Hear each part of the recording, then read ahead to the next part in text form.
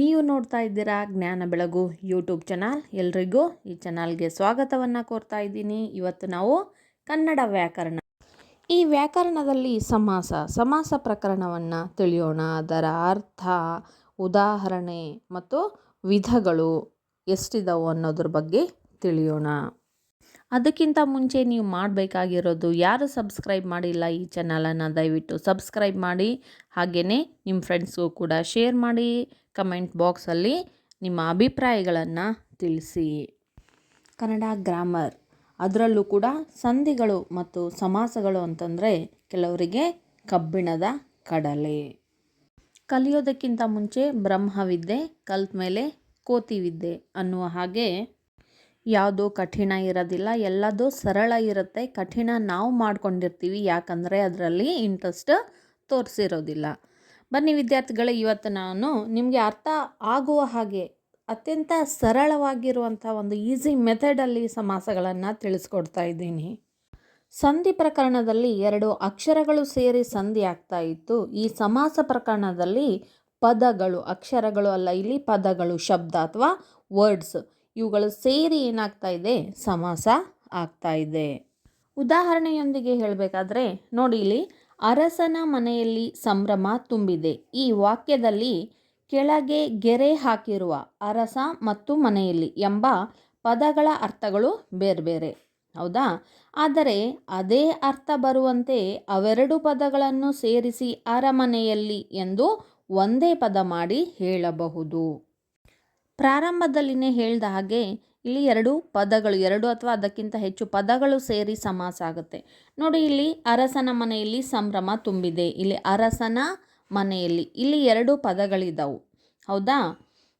ಈ 2 ಪದಗಳು ಬೇರೆ ಬೇರೆ ಅರ್ಥವನ್ನು ಕೂಡ ಕೊಡ್ತಾ ಇದ್ದಾವೆ. ಇಲ್ಲಿ ಅರಸನ ಮನೆಯಲ್ಲಿ, ಇಲ್ಲಿ ಸಮಯ ಬೇಕಾಗುತ್ತೆ. ಮಧ್ಯದಲ್ಲಿ ನಾವು ನಿಂತ್ಕೊಂಡು ಹೇಳ್ತಾ ಇದ್ದೀವಿ, ಸಮಯವನ್ನು ಅಲ್ಲಿ ವ್ಯಯ ಮಾಡಿ ಹೇಳ್ತಾ ಇದ್ದೀವಿ. ಈ 2 ಪದಗಳನ್ನು ಕೂಡಿಸಿದಾಗ ಏನಾಗುತ್ತೆ, ಅಲ್ಲಿ ಅರಮನೆಯಲ್ಲಿ ಅಂತ 2 ಪದಗಳು ಸೇರಿ ಒಂದೇ ಪದ ಆಗುತ್ತೆ. ಅಲ್ಲಿ ಸಮಯದ ಉಳಿತಾಯನೂ ಕೂಡ ಆಗುತ್ತೆ, ಶ್ರಮನೂ ಕೂಡ ಕಡಿಮೆ ಆಗುತ್ತೆ. ಇನ್ನೊಂದು, ಹಿರಿದಾದ ತೊರೆಯು ಹರಿಯುತ್ತಿತ್ತು. ಈ ವಾಕ್ಯದಲ್ಲಿಯೂ ಹಿರಿದಾದ ತೊರೆಯು ಎಂಬೆರಡು ಪದಗಳನ್ನು ಕೂಡಿಸಿ ಹೆದ್ದೊರೆ ಹರಿಯುತ್ತಿತ್ತು ಎನ್ನಬಹುದು. ಇಲ್ಲಿನೂ ಕೂಡ ಇನ್ನೊಂದು ಸೆಂಟೆನ್ಸ್ ನೋಡ್ಲಾಗಿ, ಹಿರಿದಾದ ತೊರೆ, ಹಿರಿದಾದ ಅನ್ನೋದು ಒಂದು ವರ್ಡು, ತೊರೆ ಅನ್ನೋದು ಒಂದು ವರ್ಡು, ಎರಡಕ್ಕೂ ಬೇರೆ ಬೇರೆ ಅರ್ಥ ಇದೆ. ಹಿರಿದಾದ ತೊರೆ ಹರಿಯುತ್ತಿತ್ತು ಅಂದ್ರೂ ಕೂಡ ಅಷ್ಟೇ, ಹೆದ್ದೊರೆ ಹರಿಯುತ್ತಿತ್ತು. ಹೆದ್ದೊರೆ ಅಂತಂದ್ರೆ ಅದು ಬಿಡಿಸಿದಾಗ ಏನಾಗುತ್ತೆ, ಅಲ್ಲಿ 2 ಪದಗಳು, ಹಿರಿದಾದ ತೊರೆ. ಇಲ್ಲಿ ಸಂಧಿ ಪ್ರಕರಣ ಮಾಡಿದಾಗ 2 ಅಕ್ಷರಗಳು ಕಾಲ ವಿಳಂಬವಿಲ್ಲದೇನೆ ಸೇರ್ತಾ ಇದ್ವು. ಇಲ್ಲಿ ಏನಾಗ್ತಾ ಇದೆ, 2 ಪದಗಳು ಸೇರ್ತಾ ಇದ್ದವು. ಪದಗಳು ಸೇರಿದರೆ ಅದಕ್ಕೆ ಅರ್ಥ ಇರಬೇಕು, ನೆನ್ಪಿಟ್ಕೊಳ್ಳಿ, ಅರ್ಥ ಇರಬೇಕು. ಅದು ಅನರ್ಥ ಇತ್ತು ಅಂತಂದರೆ ಅದು ಸಮಾಸ ಅಲ್ಲ. ನಾವು 2 ಪದಗಳನ್ನು ಕೂಡಿಸಿದಾಗೂ ಕೂಡ ಆ ಪದಕ್ಕೆ ಅರ್ಥ ಇರಬೇಕು, ಆ ಪದಗಳನ್ನು ಬಿಡಿಸಿದಾಗೂ ಕೂಡ ಆ 2 ಪದಗಳಿಗೆ ಅರ್ಥ ಇರಬೇಕು. ಸಂಧಿಯಲ್ಲೂ ಕೂಡ ಅಷ್ಟೇ, ಸಮಾಸದಲ್ಲೂ ಕೂಡ ಅಷ್ಟೇ. ಮುಂದುವರೆದು ಮೇಲಿನ ಉದಾಹರಣೆಗಳಲ್ಲಿ 2 ಅಥವಾ 2ಕ್ಕಿಂತ ಹೆಚ್ಚು ಪದಗಳು ಸೇರಿ ಒಂದು ಪದವಾಗಿರುವುದನ್ನು ಗಮನಿಸಬಹುದು. ಹೀಗೆ ಹಲವು ಪದಗಳನ್ನು ಸೇರಿಸಿ ಒಂದು ಪದ ಮಾಡುವುದರಿಂದ ಅರ್ಥವು ಕೆಡುವುದಿಲ್ಲ, ಜೊತೆಗೆ ಬರೆಯುವ ಶ್ರಮ ಮತ್ತು ಉಚ್ಚಾರಣೆ ಮಾಡುವ ಸಮಯವು ಸ್ವಲ್ಪ ಉಳಿತಾಯವಾಗುತ್ತದೆ. ಇದನ್ನೇ ವ್ಯಾಕರಣದಲ್ಲಿ ಸಮಾಸ ಎಂದು ಕರೆಯುತ್ತೇವೆ. ಇದರ ಸೂತ್ರವನ್ನು ಈ ರೀತಿ ಹೇಳಬಹುದು. ಅಂದರೆ ಈ ಮೇಲಿನ ಈಗಾಗಲೇ ಹೇಳಿರುವಂತಹ ಉದಾಹರಣೆಗಳನ್ನು ಗಮನಿಸಲಾಗಿ ಅಲ್ಲಿ 2 ಪದ ಸೇರಿ ಏನಾಗಿದೆ, ಒಂದು ಪದ ಆಗಿದೆ. ಇದರಿಂದ ಅರ್ಥನೂ ಕೂಡ ಕೆಟ್ಟಿಲ್ಲ, ಬರೆಯುವಂತಹ ಶ್ರಮನೂ ಕೂಡ ಉಳಿತಾಯ ಆಗಿದೆ, ಅಲ್ಲಿ ಸಮಯನೂ ಕೂಡ ಉಳಿತಾಯ ಆಗಿದೆ. ಇದನ್ನೇ ವ್ಯಾಕರಣದಲ್ಲಿ ಏನಂತ ಕರಿತಾ ಇದ್ದೀವಿ, ಸಮಾಸ ಅಂತ ಕರಿತಾ ಇದ್ವಿ. ಹಾಗಾದರೆ ಈ ಸಮಾಸ ಅಂದರೆ ಏನು ಅನ್ನೋದನ್ನು ನಾವು ಒಂದು ವ್ಯಾಖ್ಯೆಯ ರೂಪದಲ್ಲಿ ನೋಡೋಣ ಬನ್ನಿ. ಒಟ್ಟಾರೆಯಾಗಿ ಸಮಾಸ ಅಂದರೆ ಏನು ಅನ್ನೋದು ಒಂದು ಐಡಿಯಾ ಬಂತು. ಹಾಗಿದ್ರೆ ಈ ಐಡಿಯಾದ ಮೇಲೇ ಒಂದು ಡೆಫಿನಿಷನ್, ಒಂದು ವ್ಯಾಖ್ಯೆಯನ್ನು ಮಾಡೋಣ, ಒಂದು ಅರ್ಥಪೂರ್ಣವಾಗಿರ್ತಕ್ಕಂಥ ವ್ಯಾಖ್ಯೆಯನ್ನು ಮಾಡೋಣ. ಏನಪ್ಪ ಸಮಾಸ ಅಂದರೆ, 2 ಅಥವಾ 2ಕ್ಕಿಂತ ಹೆಚ್ಚು ನಾಮಪದಗಳು ಅರ್ಥಕ್ಕನುಸಾರವಾಗಿ ಸೇರಿ ತಮ್ಮಲ್ಲಿರುವ ವಿಭಕ್ತಿ ಪ್ರತ್ಯಯಗಳನ್ನು ಕಳೆದುಕೊಂಡು ಒಂದು ಪದವಾಗುವುದನ್ನು ಸಮಾಸ ಎಂದು ಕರೆಯಲಾಗುತ್ತದೆ. ಏನು ಹಾಗಂದರೆ, ಇಲ್ಲಿ ಸಮಾಸ ಅಂತಂದರೆ ಎರಡು ಅಥವಾ ಎರಡು ಅದಕ್ಕಿಂತ ಹೆಚ್ಚಿನ ಪದಗಳು ಸೇರಿ ಆಗ್ತಾ ಇದ್ದವು ಅಂತ ಹೇಳಿದೆ ಆಗಲೇ. ಇಲ್ಲಿ ಎರಡು ಅಥವಾ ಅದಕ್ಕಿಂತ ಹೆಚ್ಚಿನ ಪದಗಳು ಯಾವುದಾಗಿರುತ್ತವೆ, ಇಲ್ಲಿ ಅವು ನಾಮಪದಗಳು ಆಗಿರುತ್ತವೆ. ಹಾಗಿದ್ರೆ ನಾಮಪದ ಅಂದರೆ ಏನು ಅಂತ ಪ್ರಶ್ನೆ ಬರುತ್ತೆ. ನಾಮಪದ ಅಂದರೆ ಏನು? ಒಂದು ವಸ್ತು, ವ್ಯಕ್ತಿ, ಒಂದು ಸ್ಥಳ, ಗುಣ, ವಿಶೇಷಣ ಇವುಗಳನ್ನು ಸೂಚಿಸುವಂತಹ ಪದವನ್ನು ಏನಂತ ಕರೀಲಾಗುತ್ತೆ, ಇಲ್ಲಿ ನಾಮಪದ ಅಂತ ಕರೀಲಾಗುತ್ತೆ. ಹೌದಾ? ಈ ನಾಮಪದಗಳು ಅರ್ಥಕ್ಕನುಸಾರವಾಗಿ ಸೇರಿ, ಅಂದರೆ ಇಲ್ಲಿ ನಾಮಪದದಿಂದ ಕೂಡಿರುವಂತಹ ಪದಗಳು ಸೇರ್ಕೊಳ್ತಾ ಇದ್ದವು. ಅರ್ಥಕ್ಕನುಸಾರವಾಗಿ ಸೇರಿ ತಮ್ಮಲ್ಲಿರುವ ವಿಭಕ್ತಿ ಪ್ರತ್ಯಯಗಳನ್ನು ಕಳೆದುಕೊಂಡು ಆ ಪದಗಳನ್ನು ಬಿಡಿಸಿದಾಗ ಅದರ ಜೊತೆಗೆ ವಿಭಕ್ತಿ ಪ್ರತ್ಯಯಗಳನ್ನು ಸೇರಿಸಿ ಬಿಡಿಸಲಾಗಿರುತ್ತೆ. ಅರ್ಥ ಬರಬೇಕಂದ್ರೆ ಅಲ್ಲಿ ವಿಭಕ್ತಿ ಪ್ರತ್ಯಯಗಳನ್ನು ಸೇರಿಸಿ ಬಿಡಿಸಲಾಗಿರುತ್ತೆ. ಕೂಡಿಸುವಂತಹ ಸಂದರ್ಭದಲ್ಲಿ ಏನು ಮಾಡಬೇಕು? ಆ ವಿಭಕ್ತಿ ಪ್ರತ್ಯಯಗಳನ್ನು ತೆಗೆದು ಕೂಡಿಸ್ಬೇಕಾಗತ್ತೆ. ಉದಾಹರಣೆ ಈಗಾಗಲೇ ನೀವು ಪ್ರಾರಂಭದಲ್ಲೇ ನೋಡಿದ್ರಿ, ಅರಸನ ಮನೆಯಲ್ಲಿ. ಅರಸನ, ನ ಅಂತಂದ್ರೆ ಏನು? ಅ ಅಂತಂದರೆ ಇದು ಯಾವುದು ವಿಭಕ್ತಿ ಪ್ರತ್ಯಯ? ಷಷ್ಠಿ ವಿಭಕ್ತಿ ಪ್ರತ್ಯಯ. ಹೀಗೆ ಆ ಪದಗಳಲ್ಲಿರ್ತಕ್ಕಂಥ ವಿಭಕ್ತಿ ಪ್ರತ್ಯಯಗಳನ್ನು ತೆಗೆದು ಅಲ್ಲಿ ಅವು ತಮ್ಮಲ್ಲಿರ್ತಕ್ಕಂಥ ವಿಭಕ್ತಿ ಪ್ರತ್ಯಯಗಳನ್ನು ಕಳೆದುಕೊಂಡು ಒಂದು ಪದವಾಗುವುದನ್ನು ಸಮಾಸ ಅಂತ ಕರೀಲಾಗುತ್ತೆ. ಎರಡು ಅಥವಾ ಎರಡಕ್ಕಿಂತ ಹೆಚ್ಚು ಪದಗಳು ಅರ್ಥಕ್ಕನುಸಾರವಾಗಿ ಸೇರಿ ಆ ಪದಗಳಲ್ಲಿರ್ತಕ್ಕಂಥ ವಿಭಕ್ತಿ ಪ್ರತ್ಯಯಗಳನ್ನು ಕಳೆದುಕೊಂಡು ಒಂದು ಪದವಾಗುವುದನ್ನು ಏನಂತ ಕರೀಲಾಗುತ್ತೆ? ಸಮಾಸ ಅಂತ ಕರೀಲಾಗುತ್ತೆ. ಆ ಪದಗಳನ್ನೆಲ್ಲ ಸೇರಿಸಿ ಅದರಲ್ಲಿರ್ತಕ್ಕಂಥ ವಿಭಕ್ತಿ ಪ್ರತ್ಯಯಗಳನ್ನೆಲ್ಲ ತೆಗೆದು ಒಂದು ಪದ ಏನು ಮಾಡ್ತೀವಲ್ಲ ಅದನ್ನೇ ಏನಂತ ಕರೀಲಾಗುತ್ತೆ? ಸಮಾಸ ಅಂತ ಕರೀಲಾಗುತ್ತೆ. ಸಮಾಸ ಅಂದರೆ ಏನು ಅನ್ನೋದನ್ನು ತಿಳ್ಕೊಂಡ್ರಿ. ಈ ಸಮಾಸವನ್ನು ಮಾಡುವಂಥ ಸಂದರ್ಭದಲ್ಲಿ ಕೆಲವೊಂದು ನಿಯಮಗಳಿದ್ದಾವೆ, ಕೆಲವೊಂದು ನಿಬಂಧನೆಗಳಿದ್ದಾವೆ, ರೂಲ್ಸ್ ಇದ್ದಾವೆ. ಅವುಗಳನ್ನು ಫಾಲೋ ಮಾಡಬೇಕು. ಏನದು ಅನ್ನೋದನ್ನು ನೋಡೋಣ. ಹೀಗೆ ಸಮಾಸ ಮಾಡುವುದಕ್ಕೆ ಕೆಲವು ನಿಬಂಧನೆಗಳಿವೆ. ಮುಖ್ಯವಾಗಿ ಕನ್ನಡ ಪ್ಲಸ್ ಕನ್ನಡ, ಕನ್ನಡ ಪ್ಲಸ್ ತದ್ಭವ, ತದ್ಭವ ಪ್ಲಸ್ ತದ್ಭವ, ಸಂಸ್ಕೃತ ಪ್ಲಸ್ ಸಂಸ್ಕೃತ ಪದಗಳನ್ನು ಸೇರಿಸಿ ಸಮಾಸ ಮಾಡಬಹುದು.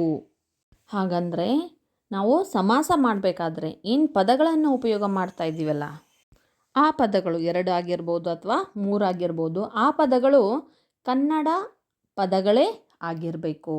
ಮತ್ತು ತದ್ಭವ ಪದಗಳು. ತದ್ಭವ ಅಂದರೆ ಏನು? ಈಗಾಗಲೇ ಕನ್ನಡ ವ್ಯಾಕರಣದಲ್ಲಿ ತತ್ಸಮ ತದ್ಭವ ಅಂದರೆ ಏನು ಎಲ್ಲ ಉದಾಹರಣೆದೊಂದಿಗೆ ಈಗಾಗಲೇ ವಿಡಿಯೋ ಮಾಡಲಾಗಿದೆ, ನೋಡಿರ್ತೀರ. ನೋಡದೇ ಇರೋರು ಥಂಬ್ನೇಲ್ ಹಾಕಿದ್ದೀನಲ್ಲ, ನೀವು ಜ್ಞಾನ ಬೆಳಗು ಯೂಟ್ಯೂಬ್ ಚಾನಲಲ್ಲಿ ಹೋಗಿ ಚೆಕ್ ಮಾಡಿ, ನಿಮಗೆ ಸಿಗುತ್ತೆ. ಮತ್ತು ಆ ಪದಗಳೇನು? ಸಂಸ್ಕೃತ ಪದಗಳು ಕೂಡ ಆಗಿರ್ಬೋದು. ಅಂದರೆ ಏನು? ಸಮಾಸ ಮಾಡುವಂಥ ಸಂದರ್ಭದಲ್ಲಿ ಉಪಯೋಗಿಸುವಂತಹ ಪದಗಳು ಯಾವುದು? ಕನ್ನಡ ಪದಗಳು, ತದ್ಭವಗಳು ಮತ್ತು ಸಂಸ್ಕೃತ ಪದಗಳು. ಅಥವಾ ಒಂದು ಕನ್ನಡ ಒಂದು ತದ್ಭವ ಪದನೂ ಕೂಡ ಆಗಿದ್ರೂ ಸರಿ. ಇಂತಹ ಪದಗಳನ್ನು ಸೇರಿಸಿ ಏನು ಮಾಡ್ಬೋದು? ಸಮಾಸ ಮಾಡ್ಬೋದು. ಇದು ನಿಯಮ.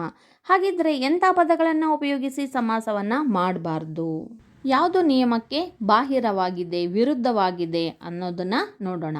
ಆದರೆ ಕನ್ನಡ ಸಂಸ್ಕೃತ ಪದಗಳನ್ನು ಸೇರಿಸಿ ಸಮಾಸ ಮಾಡಬಾರದು.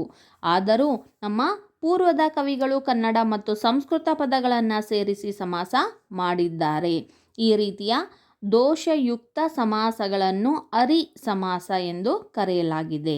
ಆದರೆ ಪೂರ್ವದ ಕವಿಗಳು ಮಾಡಿರುವ ಸಮಾಸಗಳಲ್ಲಿ ಬಿರುದಾವಳಿಗಳಲ್ಲಿ ಗಮಕ ಹಾಗೂ ಕ್ರಿಯಾ ಸಮಾಸಗಳಲ್ಲಿ ಅರಿ ಸಮಾಸದ ದೋಷವನ್ನು ಪರಿಗಣಿಸುವಂತಿಲ್ಲ. ಹಾಗಂದರೆ ಸಮಾಸವನ್ನು ಮಾಡುವಂಥ ಸಂದರ್ಭದಲ್ಲಿ ಉಪಯೋಗಿಸುವಂತಹ ಪದಗಳು ಒಂದು ಕನ್ನಡ ಮತ್ತು ಒಂದು ಸಂಸ್ಕೃತ ಇರಬಾರ್ದು. ಅದನ್ನು ದೋಷಯುಕ್ತ ಸಮಾಸ ಅಂತ ಕರೀಲಾಗುತ್ತೆ. ಇಂಥ ಸಮಾಸವನ್ನು ನಮ್ಮ ಮಾಡಬಾರ್ದು ಅಂತ ನಿಯಮ ಇದೆ. ಪೂರ್ವಜರು ಮಾಡಿದ್ದಾರೆ ಇಂಥ ಸಮಾಸವನ್ನು. ಸೊ ಹಾಗಾಗಿ ಇದಕ್ಕೆ ಒಂದು ಬೇರೆ ಹೆಸರನ್ನು ಇಡಲಾಗಿದೆ. ಅಂದರೆ ಒಂದು ಪದ ಕನ್ನಡ ಒಂದು ಪದ ಸಂಸ್ಕೃತ ಇತ್ತಂದರೆ ಆ ಸಮಾಸವನ್ನು ಏನಂತ ಕರೀಲಾಗಿದೆ?